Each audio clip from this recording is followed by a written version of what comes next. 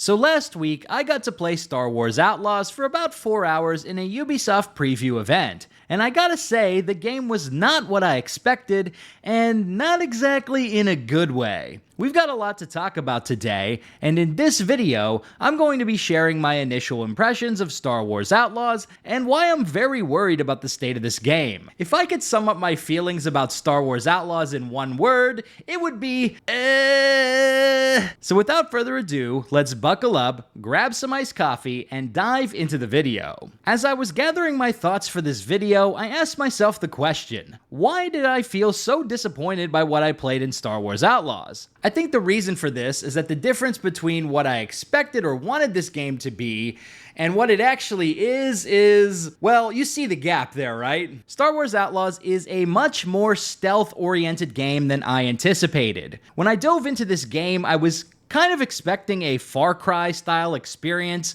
where you could do stealth or guns blazing and have lots of weapon variety and different tools for how you approach combat. But Outlaws isn't like that at all, really. During the 3 missions I played in this preview, breaking stealth was heavily punished. In some cases, you would outright fail the mission if you were spotted. If I'm playing a stealth game and I get detected, I want to have some flexibility and creativity in gameplay so I can play my way out of the situation. Playing a mission where you instantly fail if a guard spots you just isn't very fun for me. Star Wars Outlaws also has a variety of gang outposts with a similar gameplay loop to the Far Cry games. And while you won't instantly fail if you are detected by enemies in these outposts, the guns blazing playstyle is punished.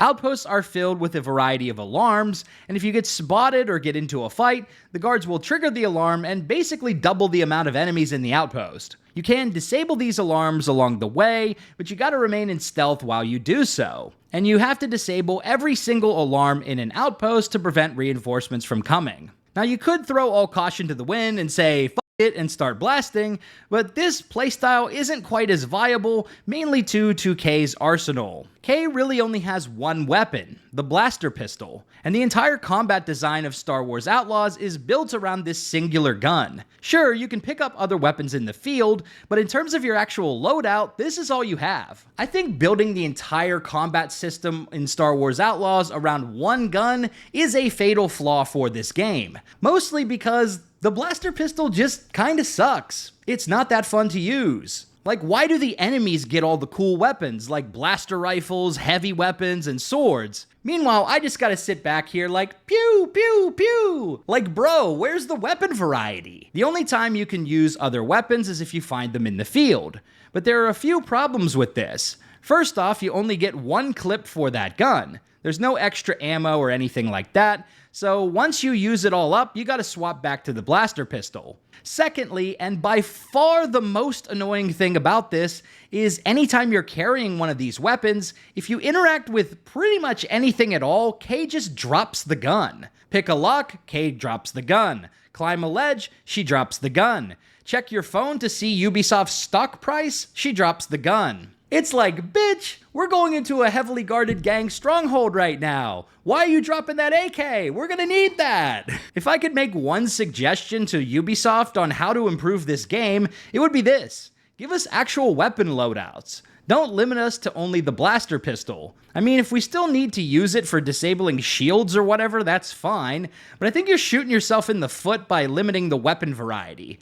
All the most fun weapons I tried in this preview are the ones that Kay can't bring with her. There were a few other things about Star Wars Outlaws that just felt a bit janky to me too. These are probably going to come across as nitpicks, but hey, I'm a YouTuber who critiques and nitpicks video games. It comes with the territory. You should know what you got yourself into when you clicked on this video. The first thing that felt a bit janky to me was the weapon reloading. In basically every single video game with guns I have ever played, when you hit the reload button, your character just automatically performs the reload animation. Not in Star Wars Outlaws.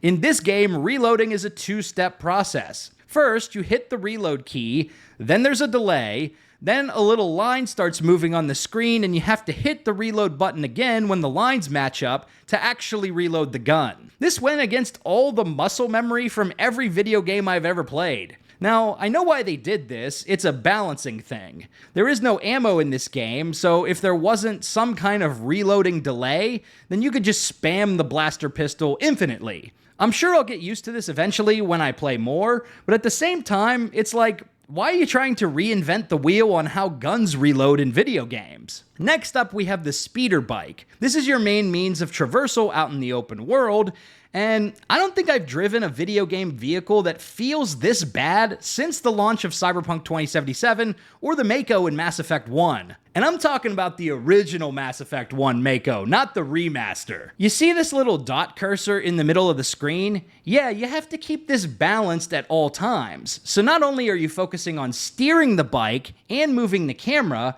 you also have to keep that dot centered or you risk losing control of the bike. And I don't know, man, it just feels jank as fuck to drive this thing. The lockpicking minigame also threw me for a loop. It's a rhythm game where you have to match all the beats precisely with a mouse click or button input. So if the thing's like bop bop bop bop bop bop bop bop, then you gotta be like... As a white boy with no rhythm, lockpicking in Star Wars Outlaws was the bane of my existence. Hey Ubisoft, I'm trying to enjoy white boy summer over here. Why you gotta kill my vibe with this minigame, bro? I did eventually get the hang of this the more I played, but yeah, the lockpicking struggle was real. Now I don't just want to sit here and dog on the game for the entire video, because there were a few things that I liked, particularly the faction reputation system.